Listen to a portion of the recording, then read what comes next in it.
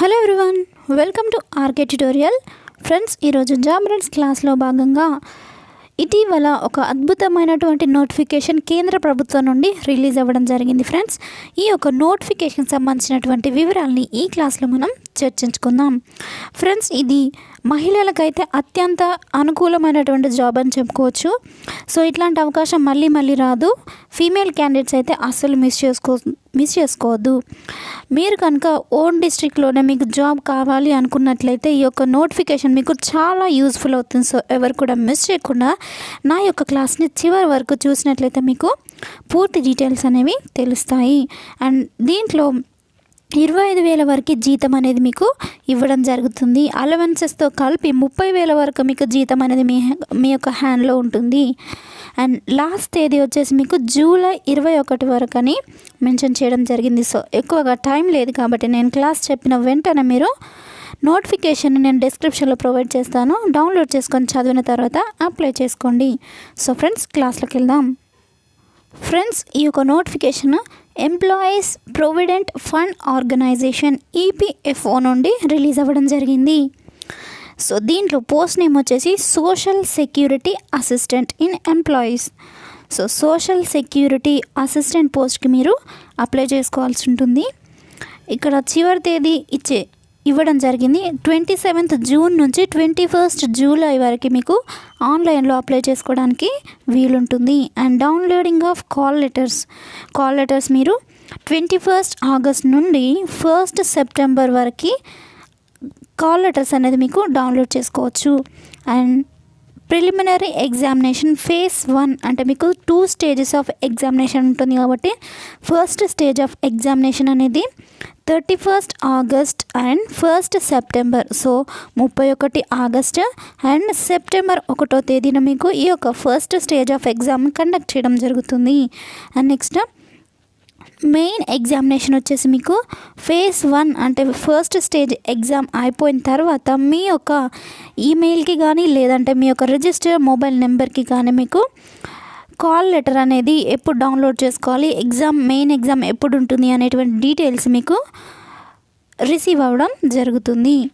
And next skill test phase 3 computer data entry test. So friends, మీకు skill test ఒకవేళ మీకు phase 1 phase 2లో కనుక ఈక్వల్గా క్వాలిఫైడ్ మార్క్స్ అనేవి ఉన్నట్లయితే మీరు ఖచ్చితంగా సెలెక్ట్ అయినట్లే. ఫ్రెండ్స్, ఈ యొక్క కంప్యూటర్ బేస్డ్ టెస్ట్ అంటే స్కిల్ టెస్ట్ అనేది మీకు జస్ట్ మీ యొక్క బేసిక్ కంప్యూటర్ నాలెడ్జ్ని చెక్ చేయడానికే. సో మీకు పెద్దగా టెన్షన్ అవ్వాల్సినటువంటి అవసరం ఎంత మాత్రం లేదు. సో మెయిన్గా చెప్పుకోవాలంటే మీకు 2 స్టేజెస్ ఆఫ్ ఎగ్జామినేషన్. ఈ యొక్క స్కిల్ టెస్ట్ అనేది జస్ట్ మీకు నాలెడ్జ్ ఉందా లేదా అని చెక్ చేయడానికి మాత్రమే. ఇది కన్సిడర్ చేసేటువంటి అవకాశం ఉండకపోవచ్చు అప్రాక్సిమేట్గా. ఫ్రెండ్స్, ఈ యొక్క కంప్యూటర్ బేస్డ్ టెస్ట్ అనేది జస్ట్ మినిమమ్ నాలెడ్జ్ అంటే జస్ట్ 10th వరకు మీకు కంప్యూటర్ గురించి ఏమేమి నాలెడ్జ్ ఉంటుందో 10th క్లాస్ వరకు ఆ యొక్క నాలెడ్జ్ మాత్రమే ఈ యొక్క స్కిల్ టెస్ట్లో మీకు అడగడం జరుగుతుంది. సో మ్యాక్సిమం దీన్ని కన్సిడర్ చేయాల్సినటువంటి అవసరం ఎంత మాత్రమూ లేదు. సో నెక్స్ట్ డీటెయిల్స్లోకి వెళ్ళినట్లయితే details of vacancies at glance. మీకు ఇక్కడ రీజియన్ వైజ్గా కేటగిరీస్ వైజ్గా క్లియర్గా మెన్షన్ చేయడం జరిగింది. వేకెన్సీస్ డీటెయిల్స్ అనేవి మీకు కావాలంటే నోటిఫికేషన్ డౌన్లోడ్ చేసుకొని చదువుకోండి. నేను ఇప్పుడు తెలుగు రాష్ట్రాలకు సంబంధించినటువంటి నోటిఫికేషన్ ఖాళీల సంఖ్యను చెప్తాను. ఆంధ్రప్రదేశ్ రీజియన్లో ఎస్సీ వాళ్ళకి ఎస్టీ వాళ్ళకి మెన్షన్ చేయలేదు, కానీ ఓబీసీ ఎన్సీఎల్ వాళ్ళకి మాత్రం 24 ఖాళీలు ఉన్నట్లుగా మెన్షన్ చేశారు. ఈడబ్ల్యూఎస్ వాళ్ళకైతే 5, యూఆర్ వాళ్ళకైతే 31, మొత్తం ఆంధ్రప్రదేశ్ రీజియన్లో 60 ఖాళీలు ఉన్నట్లుగా పేర్కొన్నారు. X service మ్యాన్లకైతే 6.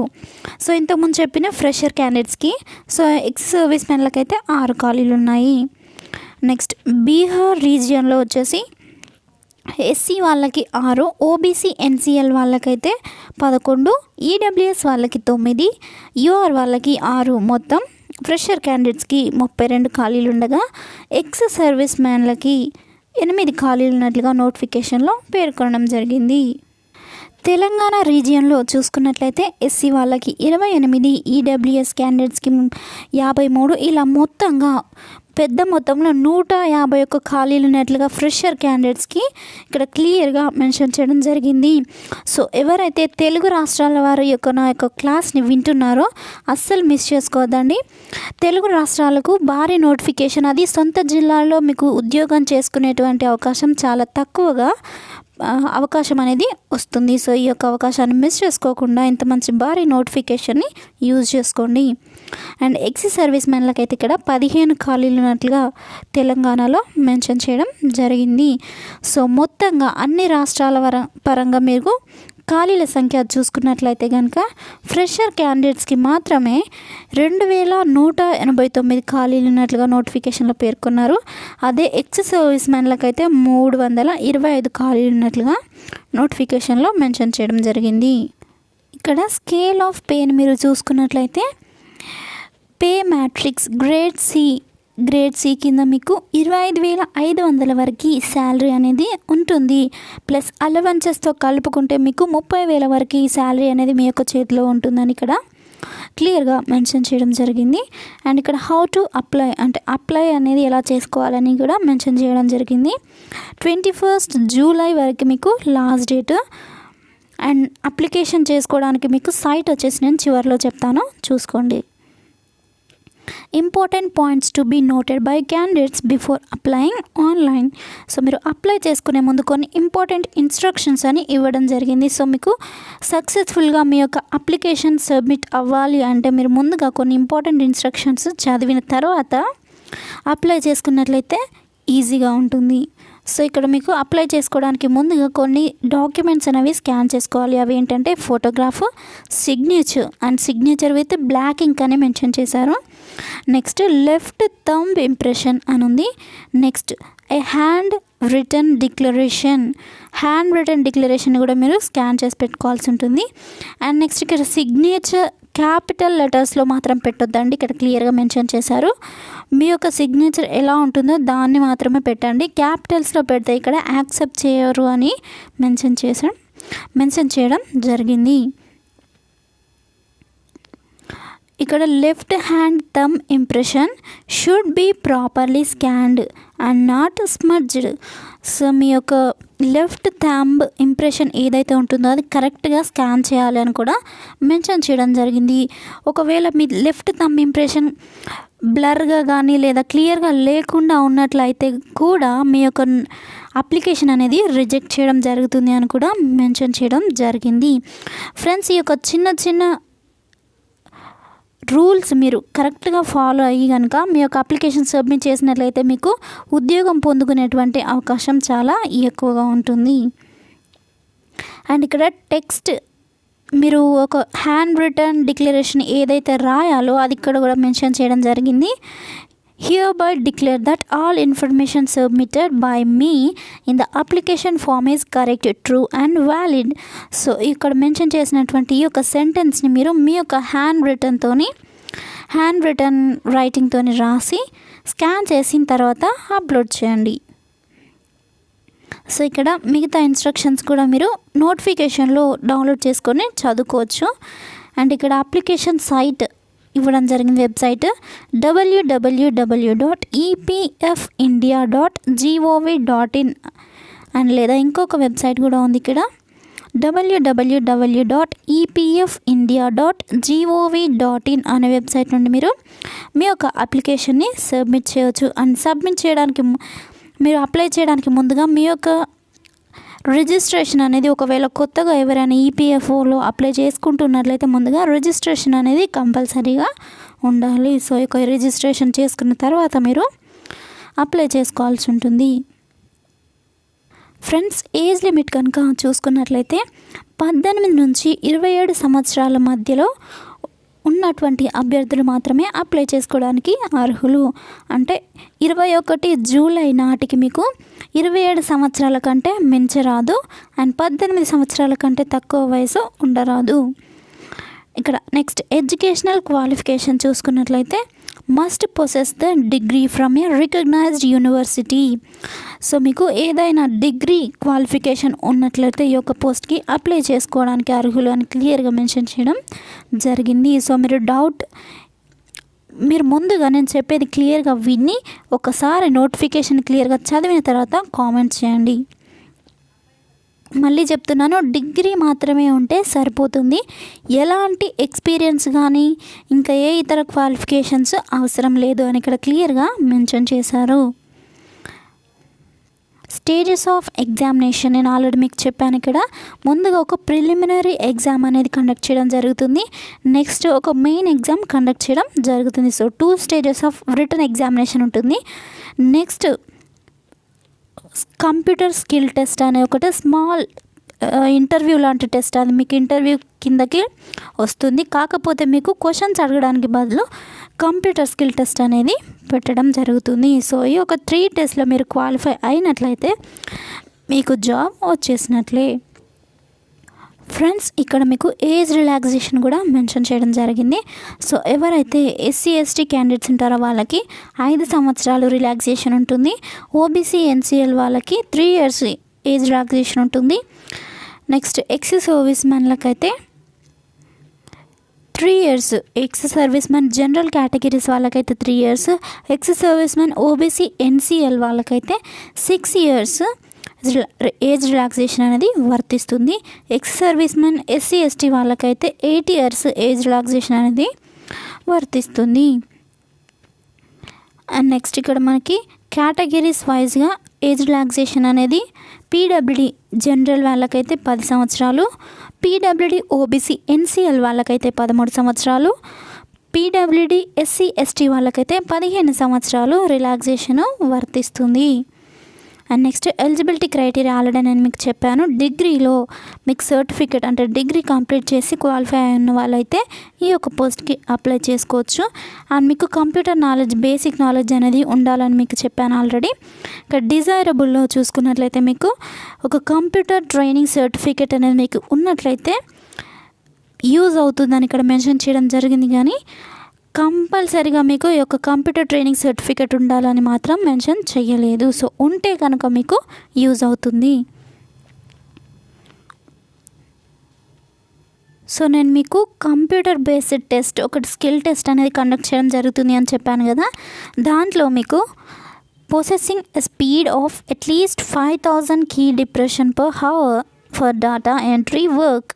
సో మీకు గంటకి 5000 కీవర్డ్స్ మీకు ఎంటర్ చేయమని ఒక స్కిల్ టెస్ట్లో మీకు ఒక వర్క్ ఇవ్వడం జరుగుతుంది. సో మీకు ఇప్పటి నుంచే మీరు ప్రాక్టీస్ చేస్తే కనుక మీకు ఆ యొక్క స్కిల్ టెస్ట్ టైం వచ్చేసరికి ఈజీగా మీరు జాబ్ అనేది కొట్టేయచ్చు.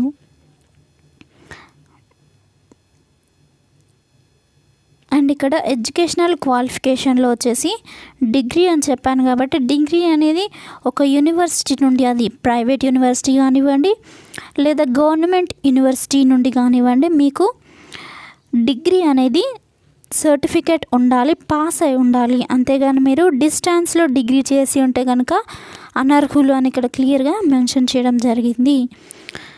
అండ్ ఇక్కడ కంప్యూటర్ ట్రైనింగ్ సర్టిఫికేట్ అంటే కంప్యూటర్ ట్రైనింగ్ సర్టిఫికేట్ ఏదేని గవర్నమెంట్ ఇన్స్టిట్యూషన్ కానివ్వండి లేదా రికగ్నైజ్డ్ యూనివర్సిటీ నుండి కానివ్వండి, మీకు ఒక సర్టిఫికేట్ అనేది ఉన్నట్లయితే యూజ్ఫుల్ అవుతుంది. అండ్ నెక్స్ట్ ఇక్కడ చెప్పినట్టుగానే computer data entry test will be held for 15 minutes. మీకు ఈ యొక్క స్కిల్ టెస్ట్ అనేది 15 minutes కండక్ట్ చేయడం జరుగుతుంది. సో ఫ్రెండ్స్, ఇక్కడ ఎగ్జామినేషన్ ఫీ కూడా మెన్షన్ చేయడం జరిగింది. SC ST female candidates ex service మెన్లు అయితే 250 రూపాయలు ఫీ అమౌంట్ పే చేయాల్సి ఉంటుంది. వేరే కేటగిరీస్కి సంబంధించినటువంటి వాళ్ళు అయితే 500 రూపాయలు పే చేయాల్సి ఉంటుంది. మోడ్ ఆఫ్ పేమెంట్ వచ్చేసి ఆన్లైన్ మోడ్లో మీరు ఈ యొక్క ఫీని కట్టాల్సి ఉంటుంది. సో అప్లై చేయడానికి ముందు మీరు ఫీ పేమెంట్ చేసిన తర్వాత అప్లై చేయాల్సి ఉంటుంది. సో ముందుగా రిజిస్ట్రేషన్, తర్వాత ఫీ పేమెంట్, తర్వాత మీకు సంబంధించినటువంటి డాక్యుమెంట్స్ అనేది స్కాన్ చేసుకున్న తర్వాత అప్లై అనేది స్టార్ట్ చేయాలి. ఎవరైతే ఎక్స్ సర్వీస్ మెన్స్ ఉంటారో వాళ్ళు ఇప్పుడు ప్రజెంట్గా వాళ్ళు ఏ జాబ్లో అయితే కంటిన్యూ అవుతున్నారో ఆ యొక్క జాబ్ యొక్క డిపార్ట్మెంట్ నుండి నో ఆబ్జెక్షన్ సర్టిఫికేట్ అనేది ఒకటి అప్లై చేసుకునే ముందు వాళ్ళు ఆ యొక్క డాక్యుమెంట్ని సబ్మిట్ చేయాల్సి ఉంటుంది. నెక్స్ట్ ఇక్కడ scheme of examination. So examination pattern చూసుకున్నట్లయితే English language, reasoning ability, numerical ability ఈ యొక్క సబ్జెక్ట్స్ నుంచి మీకు ఎగ్జామ్ అనేది కండక్ట్ చేయడం జరుగుతుంది. ఇది ప్రిలిమినరీ ఎగ్జామ్లో ఈ యొక్క సబ్జెక్ట్స్ ఉంటాయి. అండ్ ఇంగ్లీష్ లాంగ్వేజ్ నుండి 30 మార్క్స్ 30 క్వశ్చన్స్, రీజనింగ్ అబిలిటీ నుండి 35 marks 35 questions, next numerical aptitude నుండి 35 క్వశ్చన్స్ 35 మార్క్స్. మొత్తంగా ఎగ్జామ్ వచ్చేసి ఇంగ్లీష్ లాంగ్వేజ్లో ఉంటుందని ఇక్కడ క్లియర్గా మెన్షన్ చేశారు. అండ్ ఇంగ్లీష్ లాంగ్వేజ్ సబ్జెక్ట్ వచ్చేసి ఇంగ్లీష్లో ఉంటుంది. Reasoning ability subject and numerical aptitude subject వచ్చేసి బిలింగ్వల్ అని మెన్షన్ చేయడం జరిగింది వర్షన్ అనేసి. నెక్స్ట్ ఎగ్జామ్ టైం వచ్చేసి ఇక్కడ 1 అవర్ అని ఇవ్వడం జరిగింది. నెక్స్ట్ ప్రిలిమినరీ 2 అంటే మెయిన్ ఎగ్జామినేషన్ సబ్జెక్ట్ వచ్చేసి reasoning intelligence subject, next general economy, financial awareness, next English language and next quantitative aptitude. So ఈ యొక్క సబ్జెక్ట్స్ నుంచి మీకు క్వశ్చన్స్ అనేవి ఇవ్వడం జరుగుతుంది. టోటల్గా మీకు నెంబర్ ఆఫ్ క్వశ్చన్స్ వచ్చేసి 150, మ్యాక్సిమం మార్క్స్ వచ్చేసి 200, ఎగ్జామ్ టైం వచ్చేసి 2 అవర్స్ ఉంటుంది. అండ్ ఎగ్జామ్ వర్షన్ వచ్చేసి బిలింగ్వల్ అని మెన్షన్ చేయడం జరిగింది. ఆఫ్ ఎగ్జామినేషన్ కూడా మెన్షన్ చేశారు. సో మీకు కావాలి అంటే మీకు నోటిఫికేషన్లో క్లియర్గా మెన్షన్ చేసింది, కావాలి అనుకున్న వాళ్ళు డౌన్లోడ్ చేసుకొని చదువుకోవచ్చు. సో నేను మీకు తెలుగు రాష్ట్రాలకు సంబంధించినటువంటి ఎగ్జామినేషన్ సెంటర్స్ మాత్రమే చెప్తాను. అన్ని రాష్ట్రాలకు సంబంధించినటువంటి సెంటర్స్ చెప్పాలి అంటే చాలా టైం తీసుకుంటుంది కాబట్టి తెలుగు రాష్ట్రాలకు సంబంధించినటువంటి సెంటర్స్ చెప్తున్నాను. ఆంధ్రప్రదేశ్ రీజియన్లో వచ్చేసి చీరాల, గుంటూరు, కాకినాడ, కర్నూలు, నెల్లూరు, రాజమండ్రి, తిరుపతి, విజయవాడ, విశాఖపట్నం, విజయనగరం. సో ఈ యొక్క ప్రాంతాల్లో మీకు ఎగ్జామినేషన్ సెంటర్స్ అనేవి కండక్ట్ చేయడం జరుగుతుంది. అండ్ ఇక్కడ ఇంతకుముందు చెప్పినటువంటి ప్రాంతాలు ఏవైతే ఉన్నాయో అవి ప్రిలిమినరీ ఎగ్జామ్ అంటే first stage of exam centres. Next main exam centres వచ్చేసి విజయవాడ, విశాఖపట్నం అని మెన్షన్ చేయడం జరిగింది. అండ్ నెక్స్ట్ తెలుగు రాష్ట్రాలు తెలంగాణకు వచ్చి చూసుకున్నట్లయితే తెలంగాణ రీజియన్లో హైదరాబాద్, కరీంనగర్, వరంగల్ ప్రాంతాల్లో మీకు ఫస్ట్ స్టేజ్ ఎగ్జామ్ కండక్ట్ చేయడం జరుగుతుంది. సెకండ్ స్టేజ్ ఆఫ్ ఎగ్జామ్ వచ్చేసి మీకు హైదరాబాద్లో కండక్ట్ చేస్తారు. ఫ్రెండ్స్ ఈ యొక్క రిక్రూట్మెంట్ ప్రాసెస్కి సంబంధించి మీకు ఏమైనా క్వైరీస్ ఉన్నట్లయితే ఇక్కడ ఒక ఈమెయిల్ అండ్ నెక్స్ట్ ఇంకొక ఫోన్ నెంబర్ అనేది మెన్షన్ చేశారు. ఈమెయిల్ వచ్చేసి rpfc.exam@epfindia.gov.in. ఫ్రెండ్స్ ఈ యొక్క ఈమెయిల్ ద్వారా మీ యొక్క కాంటాక్ట్స్ అనేవి క్వైరీస్ చేసుకోవచ్చు. అండ్ నెక్స్ట్ ఫోన్ నెంబర్ వచ్చేసి 01126714172.